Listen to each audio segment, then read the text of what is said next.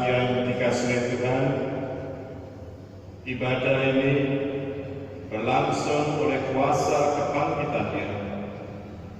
Kasih karunia dan damai sejahtera dari Allah Bapa dan Tuhan Yesus Kristus ada pada saudara sekalian.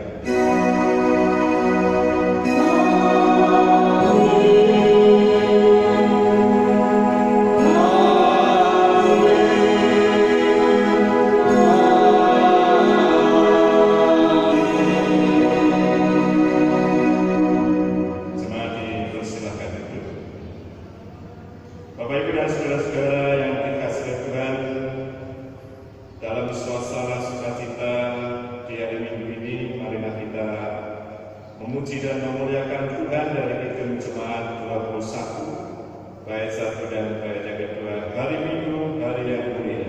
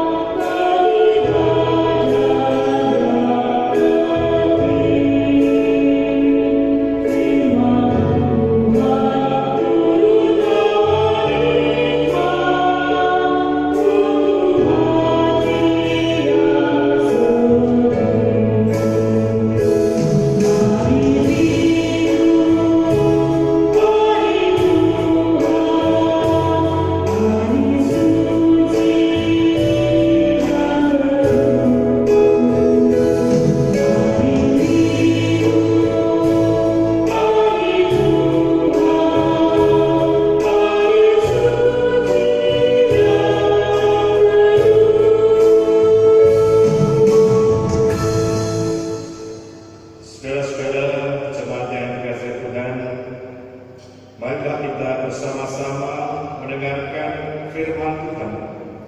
Hukum kasih yang dinyatakan melalui Injil Matius pasal 22 ayat 37 sampai dengan ayat 40 yang demikian. Jawab Yesus kepadanya, "Kasihilah Tuhan Allahmu dengan segenap hatimu, dan dengan segenap jiwamu, dan dengan segenap akal budimu." Itulah hukum yang pertama dan yang pertama. Dan hukum yang kedua yang sama dengan itu ialah, kasihlah sesama manusia seperti dirimu sendiri. Pada kedua hukum inilah tergantung seluruh hukum Taurat dan kitab para nabi. Bapak Ibu dan saudara-saudara, memang kita belum mampu untuk melakukan kedua hukum ini. Oleh sebab itu marilah kita menyadari akan keterbatasan kita. Kita ungkapkan melalui Kidung Jemaat 29 bait 1 dan 2 di muka Tuhan Yesus.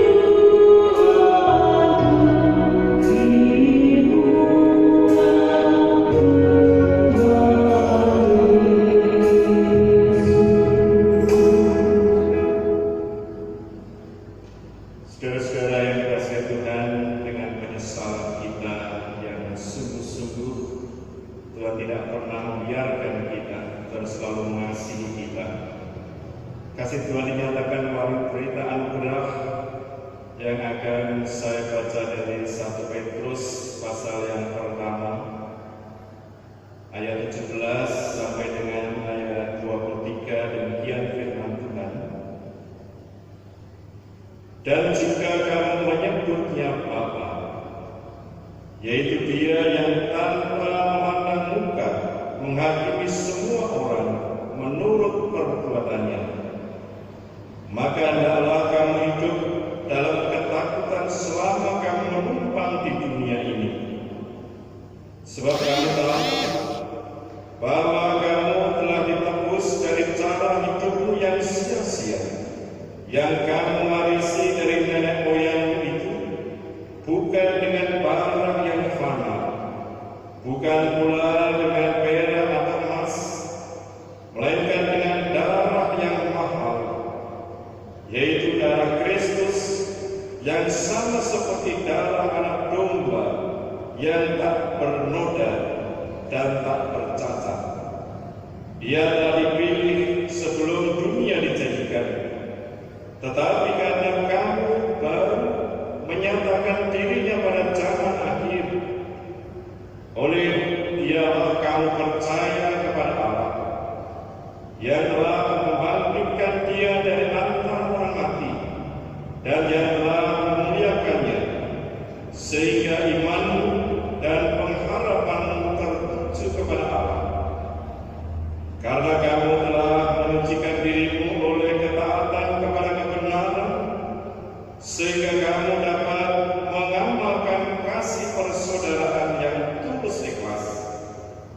Hendaklah kamu bersungguh-sungguh saling mengasihi dengan segenap hatimu, karena kamu telah dilahirkan kembali, bukan dari benih yang fana, tetapi dari benih yang tidak fana, oleh firman Allah yang hidup dan yang kekal. Demikian Bapak Ibu dan saudara-saudara, berita anugerah yang kita terima saat ini. Tuhan yang senantiasa mengasihi kita juga memberikan petunjuk akan kehidupan kita. Kita dengarkan petunjuk hidup baru yang akan kita dengarkan dari Kisah Para Rasul pasal 2 ayat 14 dan nanti disambung ayat 36 sampai 41. Maka bangkitlah Petrus berdiri dengan ke-11 rasul itu, dan dengan suara nyaring ia berkata kepada mereka, "Hai kamu orang Yahudi, dan kamu semua yang tinggal di Yerusalem, ketahuilah dan camkanlah perkataanku ini." Ayat 36. Jadi seluruh kaum Israel harus tahu dengan pasti bahwa Allah telah membuat Yesus yang kamu salibkan itu menjadi Tuhan dan Kristus. Ketika mereka mendengar hal itu, hati mereka sangat terharu. Lalu mereka bertanya kepada Petrus dan rasul-rasul yang lain, "Apakah yang harus kami perbuat, saudara-saudara?" Jawab Petrus pada mereka, "Bertobatlah, dan hendaklah kamu masing-masing memberi dirimu dibaptis dalam nama Yesus Kristus untuk pengampunan dosamu. Maka kamu akan menerima karunia Roh Kudus. Sebab bagi kamulah janji, dan bagi anak-anakmu, dan bagi orang yang masih jauh, yaitu sebanyak yang akan dipanggil oleh Tuhan Allah kita." Dan dengan banyak perkataan lain lagi, ia memberi suatu kesaksian yang sungguh-sungguh, dan ia mengecam dan menasihati mereka. Katanya, "Berilah dirimu diselamatkan dari angkatan yang jahat ini." Orang-orang yang menerima perkataannya itu memberi diri dibaptis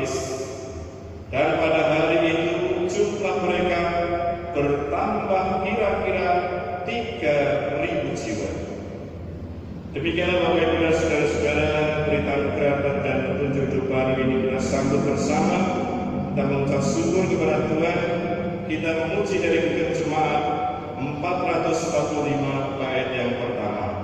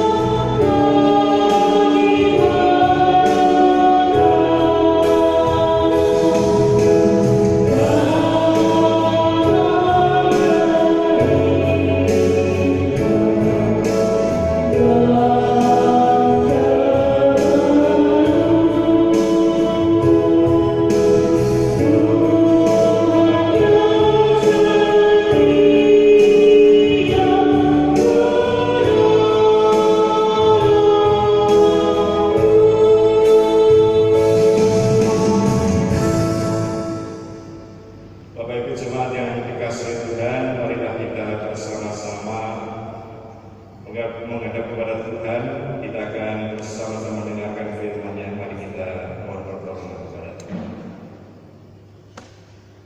Segala puji syukur kami naikkan kepada Tuhan.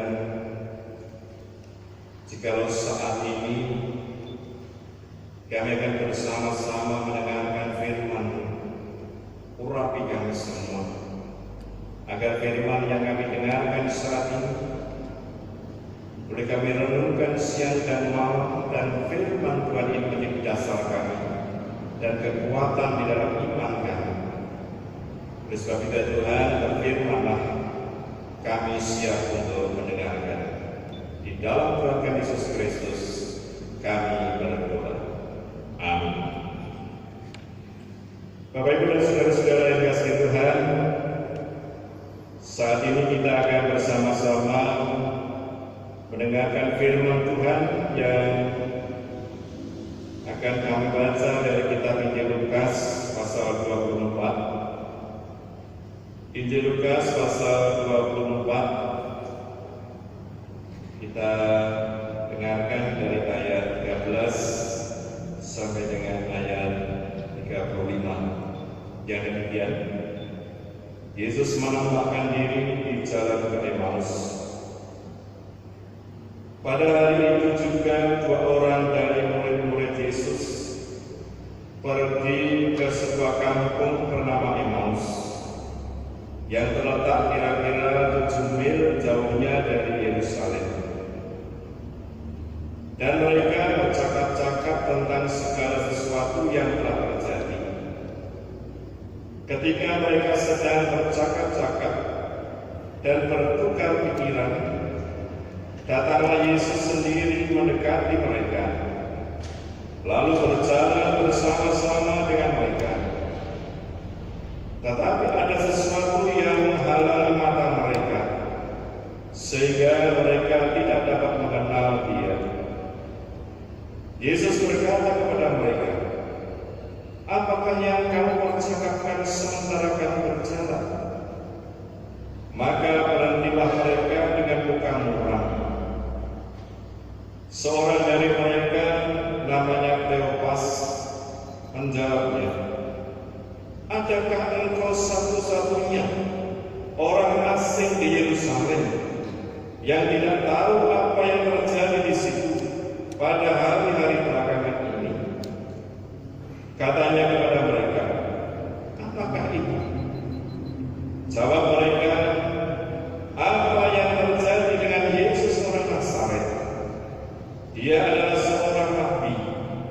yang berkuasa dalam pekerjaan dan perkataan di hadapan Allah dan di depan seluruh bangsa kami. Tetapi imam-imam kepala dan pemimpin-pemimpin kami telah menyerahkan dia untuk dihukum mati, dan mereka telah menyalibkannya. Padahal kami dahulu mengharapkan bahwa dialah yang datang untuk membebaskan bangsa Israel. Tetapi sementara itu telah lewat 3 hari sejak semuanya itu terjadi. Tetapi beberapa perempuan dari kalangan kami telah mengejutkan kami. Pagi-pagi buta mereka telah pergi ke kubur dan telah menemukan mayatnya. Lalu mereka datang dengan berita bahwa telah kelihatan kepada mereka malaikat-malaikat yang mengatakan bahwa ia hidup.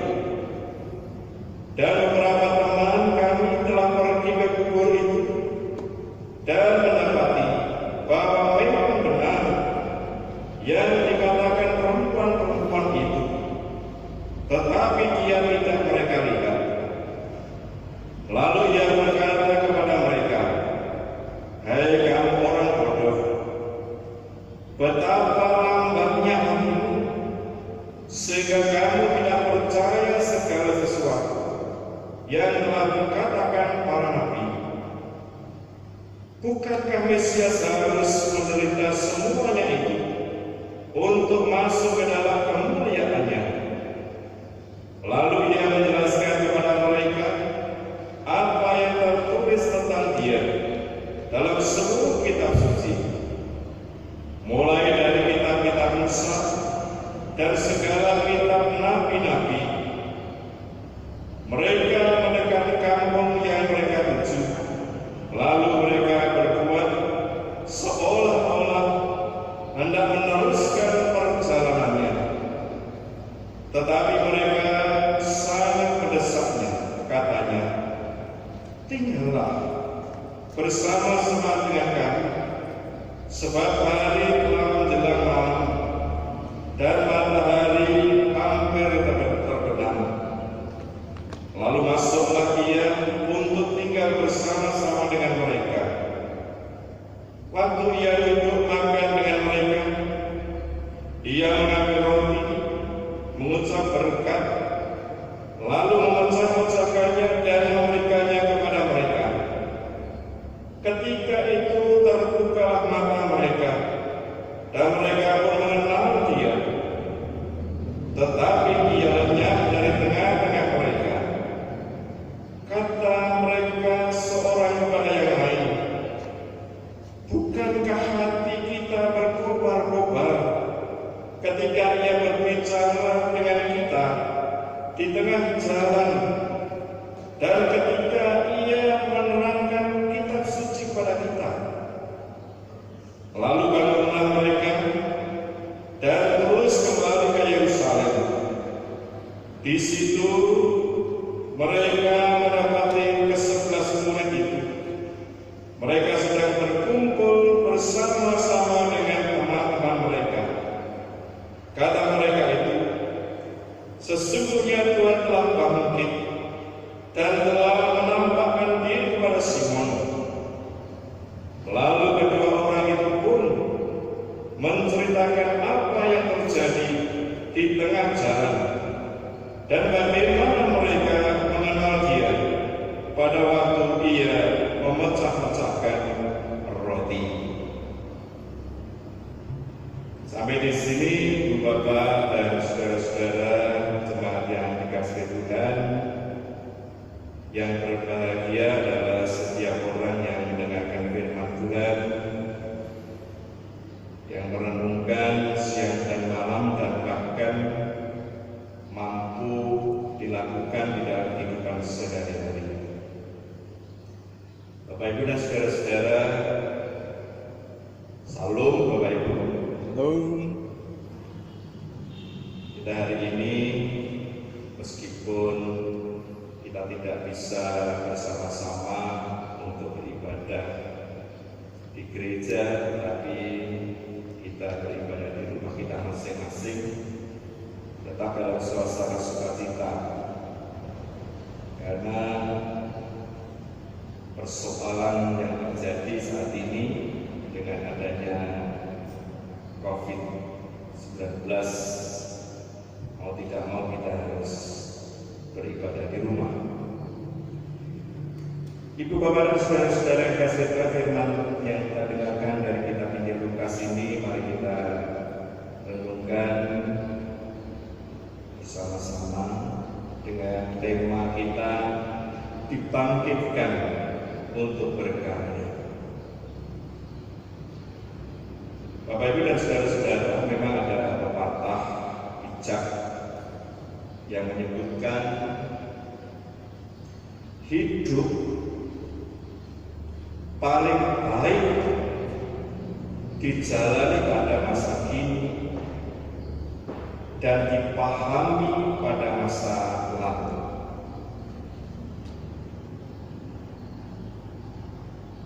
Ketika kita memikirkan ada banyak manfaat dari pepatah bijak ini, jika kita menghabiskan terlalu banyak waktu pada masa sekarang untuk merencanakan masa depan, atau kita hanya menyesali masa lalu, kita tidak dapat melihat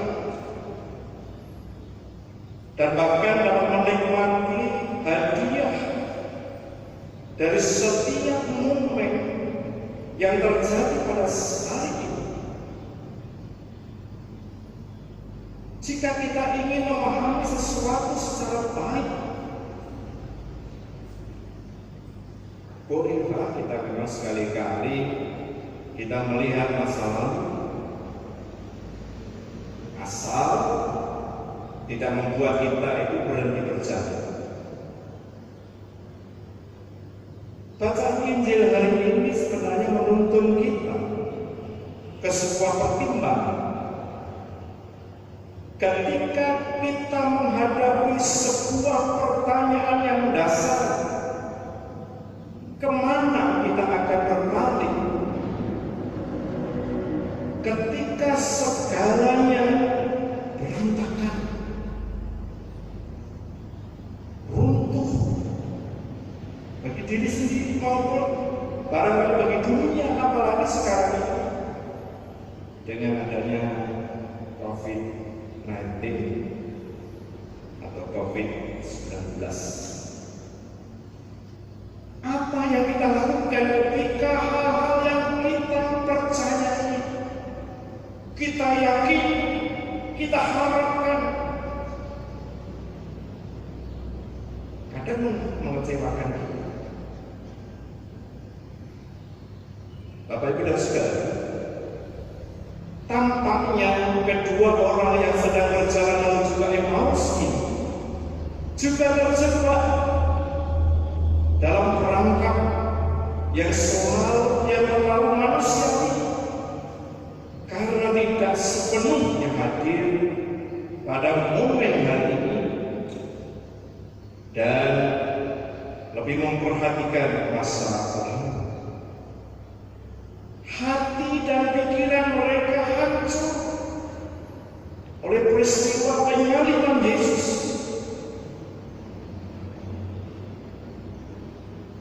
Peristiwa itu benar-benar mengubah hidup.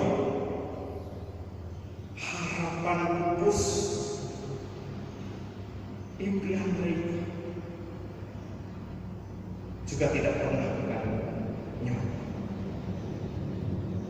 Mereka merasa telah seharian menunggu janji Yesus bahwa Ia akan bangkit pada hari kemudian. Tetapi kenyataannya semuanya tidak kunjung tiba. Apa memang ada kebangkitan itu? Maka berita dari perempuan yang mereka dengar Sepertinya asing pada zaman itu. Kesaksian perempuan itu tidaklah berarti. Oleh karena itu, di jalan menuju Emmaus, mereka berjalan dengan rasa yang kecewa dan menyesal. Hati dan pikiran mereka terjebak dalam lingkaran ingatan, kesedihan dan rasa sakit. Sedemikian rupa sehingga mereka tidak bisa melihat Tuhan yang bangkit. Berjalan tepat di samping mereka. Ini pada ayat 21 dicatat.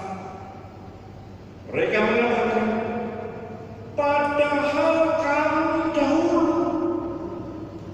mengharapkan bahwa Dialah yang datang untuk membebaskan bangsa Israel.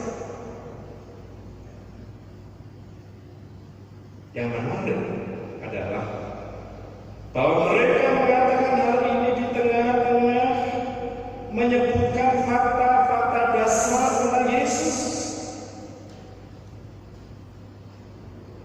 Jadi mereka mengetahui ceritanya, tetapi tidak mengetahui makna yang sebenarnya. Yesus pun menjelaskan berdasarkan kitab-kitab Musa dan segala kitab nabi-nabi. Meskipun mereka mulai memahami hubungan antara Yesus yang disalibkan dan Kristus yang bangkit, mereka masih tidak bisa menghubungkan antara Kristus yang bangkit dengan orang yang ada di tengah-tengah mereka.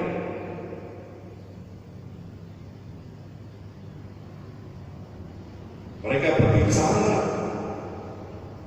dan terus berbicara, membaca dan terus membaca, tetapi kata-kata saja ternyata tidaklah cukup bagi mereka. Memang harus ada sesuatu yang dialami. Keramahan dua orang itu membawa pengalaman.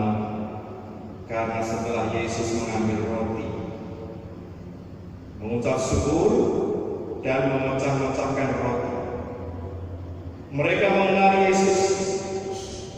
Pikiran kedua orang itu terbuka sehingga mereka bisa menghubungkan titik-titik yang misterius dan mampu membentuk pola hubungan yang dapat dikenali.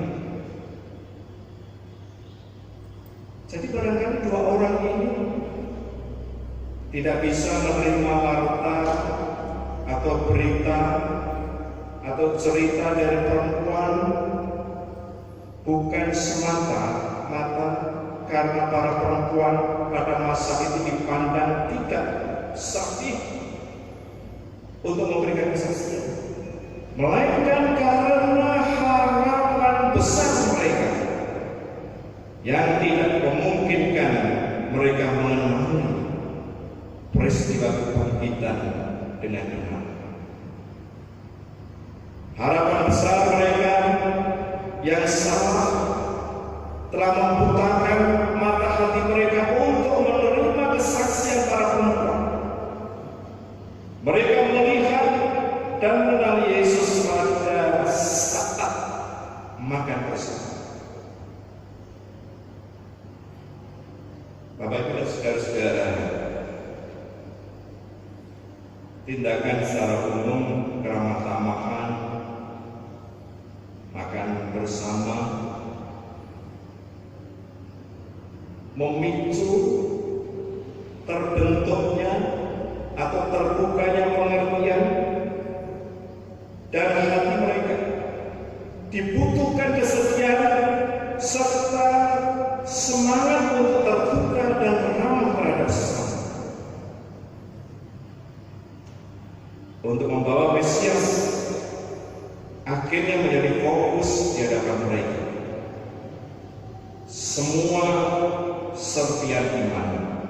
mimpi, dan harapan yang hancur, serta ingatan beraneka ragam akhirnya bisa menyatu kembali dalam tindakan kasih sederhana berbagi makanan.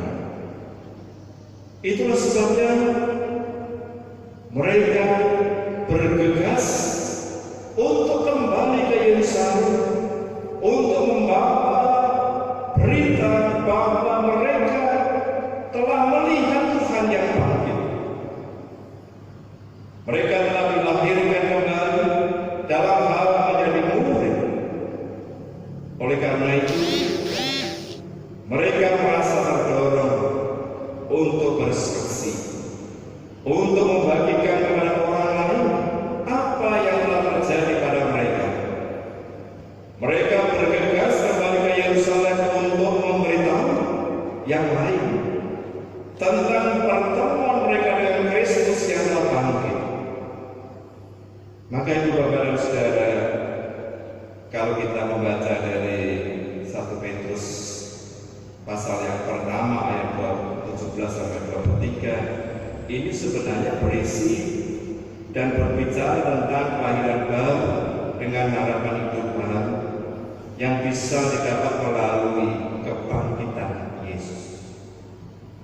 Melalui kebangkitan Kristus kita dapat memandang Allah bukan sebagai pihak yang menghakimi semua orang secara tidak memihak menurut perbuatan mereka, tetapi penghakiman melalui kacamata rahmat Kristus yang menyelamatkan.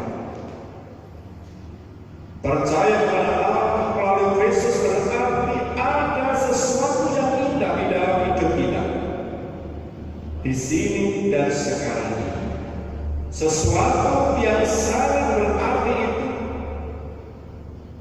oleh Petrus sebenarnya divisinikan sebagai kehidupan Kristen yang penuh dengan kasih yang tulus dari Allah. Kasih itu harus diproklamirkan di dalam kehidupan ini dengan cara yang sama. Kasih itu memberi kehidupan, memberi harapan, dan menebus itu. Itu semua sudah seharusnya menjadi cara hidup. Kasih yang menjadi milik kita di dalam Kristus Yesus tidak hanya dirasakan, melainkan harus dijalani. Rahmat Allah yang besar juga telah dialami dan dirasakan oleh sang pemazmur, yang diungkapkan oleh Mazmur 116. Itulah sebabnya pemazmur ingin mengajak kepada kita semua untuk bersama-sama menyerahkan pengharapan hanya kepada Allah. Pengharapan itu juga diwujudkan dengan nazar, yakni suatu perbuatan mengucap syukur sebagai orang percaya yang telah menerima kebaikan dan keselamatan dari Allah. Kita perlu terus bertobat dari harapan-harapan yang salah, juga bertobat dari ketidaksediaan terbuka dan ramah terhadap sesama kita. Allah lebih dulu menghampiri Kleopas dan juga kepada kita. Kita pun dipanggil untuk menghampiri dan berkarya di tengah sesama kita. Tuhan yang senantiasa memberkati kita. Amin. Bapak Ibu dan saudara-saudara, marilah kita masih bisa sejenak.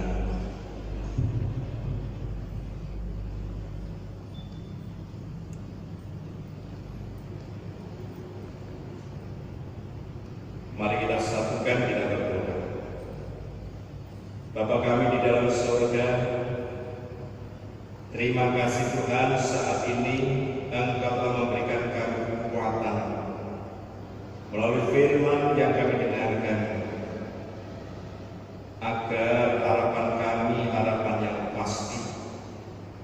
kebangkitan Kristus di dalam hidup kami, sehingga kami dibangkitkan di dalam kehidupan ini. Kami mau makan bersama, kami boleh peduli satu dengan yang lain, kami boleh mengasihi sesama kami, sehingga kami boleh berkarya di tengah-tengah dunia ini, terutama saat di mana sekarang ini dengan adanya wabah COVID-19 ini kami diingatkan dan dibangun kembali untuk saling membantu dan menopang satu dengan yang lain. Terima kasih Tuhan. Di dalam Tuhan kami Yesus Kristus kami berdoa. Amin. Mari kita berdiri untuk mengucapkan pengakuan iman nasional. Aku percaya pada Allah Bapa yang Maha Kuasa, Khalik lain dan Tuhan, dan kepada Yesus Kristus Anaknya yang tunggal Tuhan kita, yang dikandung daripada Roh Kudus, lahir dari anak dan Maria, yang menderita di bawah pemerintahan Pontius Pilatus, disalibkan, mati dan dikuburkan, turun ke dalam kerajaan Allah. Pada hari yang ketiga, bangkit pula dari antara orang, naik ke surga, duduk sebelah kanan Allah Bapa yang Maha Kuasa, dan akan datang dari sana untuk mengampuni dan yang hidup dan mati. Aku percaya kepada gereja yang kudus dan aman, persekutuan orang kudus, pengampunan dosa, dan bangkitan yakin dan hidup yang kekal. Bapak Ibu dan saudara-saudara yang dikasihi Tuhan, sekarang ini kita diberikan kesempatan untuk bersama-sama kita mengucap syukur kepada Tuhan. Kita akan mengumpulkan persembahan. Terlebih dahulu kita dasari dari kitab Mazmur 116 ayat 1 sampai dengan ayat yang keempat yang demikian.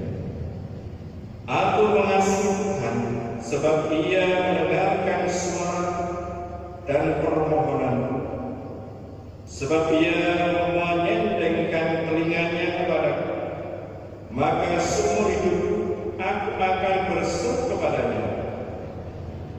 Tali-tali maut telah meliliti aku, dan kegentaran terhadap dunia orang mati menimpa aku. Aku mengalami kesesakan dan kedukaan, tetapi aku menyerukan nama Tuhan.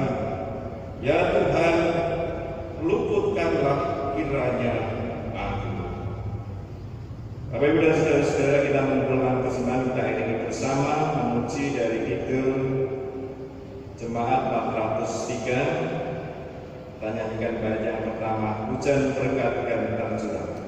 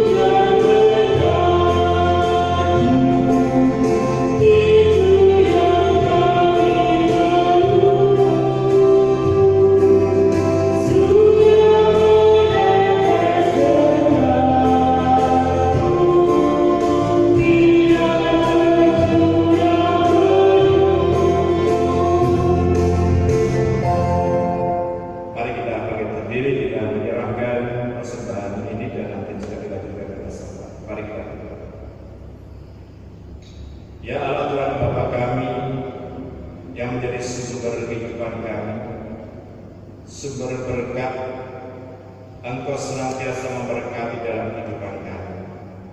Sekarang ini kami boleh mengambil sebagian berkat, kami persembahkan kepada Tuhan. Kiranya Tuhan berkenan memberkati dan mensucikan persembahan kami ini. sehingga dapat dipakai sebagai sarana untuk kami melanjutkan karya di tengah-tengah dunia ini. Dan sekarang ini Tuhan, kami juga menyerahkan gereja-Mu, khususnya di Kajiroban dan Pepatah-Pepatah. Kiranya Tuhan berkenan untuk memberkati kami semua. Berkatilah kesehatan kami, jauhkan kami dari wabah COVID-19 ini. Kami juga menyerahkan para dokter, para medis yang telah merawat orang-orang yang sakit. Kiranya Tuhan berkati. Kami juga menyerahkan pemerintah bangsa dan negara kami dalam situasi kondisi yang tidak mudah, Tuhan. Kami merasakan kepedihan, tetapi kami yakin dan percaya wabah COVID-19 ini akan segera berakhir karena kuasa-Mu yang telah berkarya di tengah-tengah dunia ini. Oleh sebab itu Tuhan, kami menyerahkan pemerintahan bangsa dan negara kami dalam tangan kasih Bapak Presiden, Wakil Presiden, dan juga para menteri yang sekarang ini untuk mengatasi wabah COVID-19 yang semakin hari semakin mengkhawatirkan. Oleh sebab itu ya Tuhan, kami sebagai manusia memang merasa takut, tetapi Tuhan, Engkaulah harapan kami. Engkau senantiasa memberikan kami kekuatan agar kami benar-benar dapat hidup bersama dengan keluarga, bersama dengan sesama, dengan suasana sukacita kami, karena kami boleh bersama-sama memuji dan memuliakan nama Tuhan. Oleh sebab itu Tuhan, kami menyerahkan semuanya itu hanya di dalam kuasa-Mu, Tuhan kami Yesus Kristus, yang menjadi Tuhan dan Juru Selamat kami yang hidup. Amin.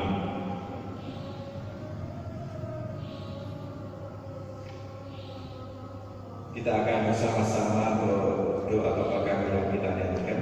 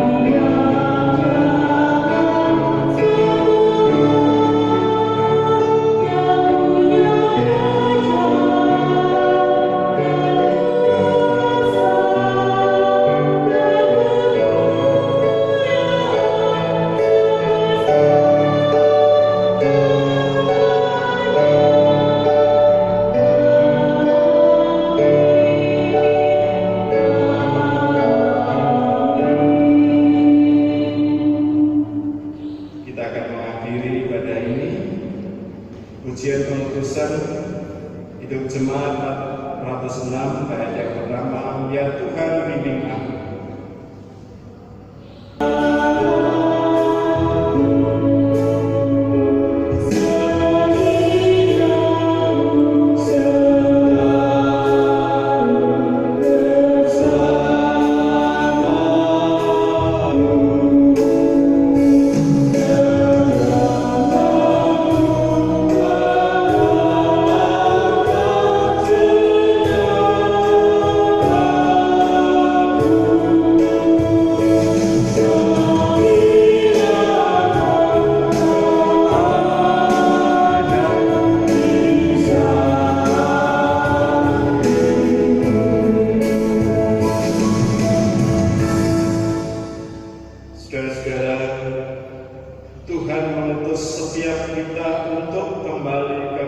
nyata, di mana Tuhan telah tempatkan kita untuk senantiasa berharap dan mengandalkan Tuhan Yesus Kristus yang bangkit dari antara orang mati dalam setiap aktivitas kita.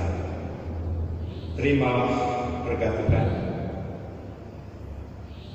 Kiranya Allah sumber pengharapan memenuhi kita dengan segala sukacita dan damai sejahtera dalam iman saudara, supaya oleh kekuatan Roh Kudus saudara berlimpah-limpah dalam pengharapan hari ini sampai selama-lamanya.